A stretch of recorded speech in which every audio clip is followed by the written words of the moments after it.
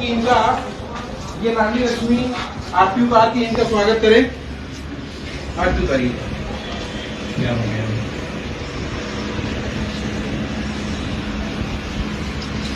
आरती उतारिए।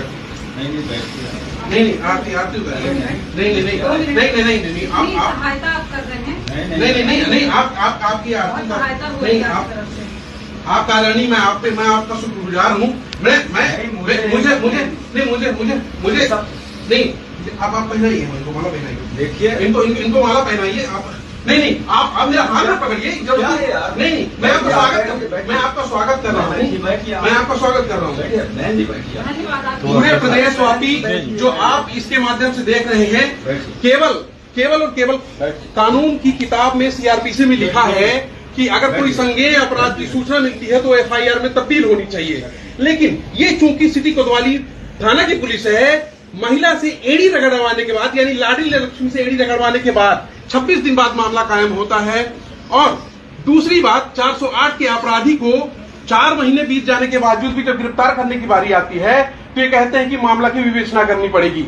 मुझे समझ में नहीं आता कि जब 26 दिन तक विवेचना की गई तो आदरणीय ने कैसे विवेचना की, क्यों रात को 26 दिन विवेचना की है और उसके बाद भूल गए। नहीं ये गलत बात है। जिसमें एक वीडियो वायरल हो रहा है जिसमें देखा जा रहा है कि एक महिला आरती की थाली लेकर आती है और फूलमाला लेकर के आती है। उसका आरोप है कि उसके यहाँ चोरी हुआ था, उसका खुलासा नहीं हुआ, उसको बार बार दौड़ाया जा रहा है। क्या मामला है ये?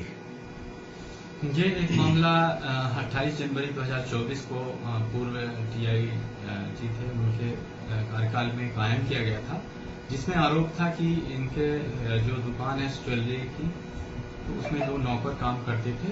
उन्होंने कुछ चांदी का हेरफेर कर दिया, गबन कर दिया। उस बात को लेकर के धारा 408 और 34 आईपीसी में मामला पंजीबद्ध हुआ था, जिसकी विवेचना की जा रही थी। पूर्व टीआई महोदय के द्वारा भी इसमें काफी प्रयास किए गए थे। और जब ये मेरे अभी हाल ही में मैं 15 मार्च के बाद ज्वाइन किया हूँ बाद में, तो मुझे जब संज्ञान में आया तो मैंने भी इसमें जो है कार्रवाई प्रारंभ किया था। और इस बात को लेकर के मैं इस महिला को तो नहीं पहचानता, मैं कभी मिला नहीं हूँ, ना ही ये मेरे कार्यकाल में मेरे समय में थाने आई है। इसके पति से जरूर एक बार इनके पति से जो है एक बार इस संदर्भ में बात हुई थी। तब मैंने अपने स्टाफ को भेजकर उन आरोपियों के बारे में पता किया था और 2-3 बार भेजा था। और मैं स्वयं भी कई बार जाकर के आरोपियों को पता करने का प्रयास किया था, लेकिन वहां जाने पर पता ये चला था कि आरोपी 1-1.5 महीना से घर पे नहीं आते हैं। और हाई कोर्ट में भी अग्रिम बेल लगा के ये लोग रखे हैं। तो उसकी विवेचना कंटिन्यूअस जारी थी और हमारी तरफ से सार्थक प्रयास किए जा रहे थे। और 2-3 दिन पहले अचानक मैं ऑफिस में बैठा था और ये कुलदीप सोनी अपने 3-4 साथियों को मोबाइल लेकर के फेसबुक लाइव के माध्यम से मोबाइल चालू करके और सुनियोजित तरीके से अपनी पत्नी को आगे करके और ये फूल माला और इस तरह से सवाल वगैरह लेकर के बिना पूछे अंदर एकदम से आ गया और अपने पत्नी को प्रेरित करने लगा, ये माला जबरदस्ती पहनवाने की कोशिश करने लगा। मैंने उनको कहा कि आप बैठ जाइए, बात करते हैं, लेकिन वो नहीं मान रहा था, जबरदस्ती करने का प्रयास कर रहा था।